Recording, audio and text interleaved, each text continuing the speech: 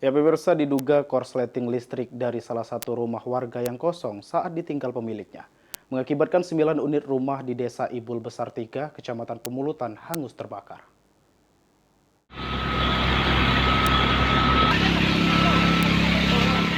Kebakaran kembali terjadi di kawasan pemukiman. Kali ini, kebakaran terjadi di Jalan Lintas Timur Palembang Indralaya, Desa Ibul Besar 3, Kecamatan Pemulutan, Kabupaten Ogan Ilir, sekitar pukul 19 waktu Indonesia Barat, yang mengakibatkan 9 rumah milik warga habis dilalap si jago merah. Penyebab kebakaran diduga akibat korsleting listrik dari salah satu rumah warga saat kondisi rumah dalam keadaan kosong karena ditinggal pemiliknya. Api kemudian dengan cepat membesar dan merambat ke bangunan di sekitarnya.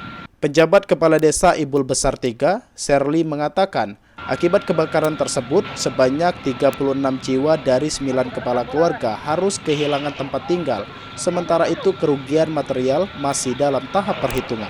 Kalau kebakaran ini kurang lebih kejadiannya habis maghrib, sekitar jam 7-an.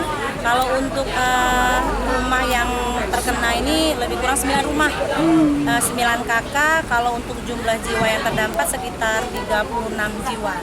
Sementara itu, Komandan Regu Damkar Kabupaten Ogan Ilir, Muhammad Arianti mengatakan tidak ada kendala dalam proses pemadaman.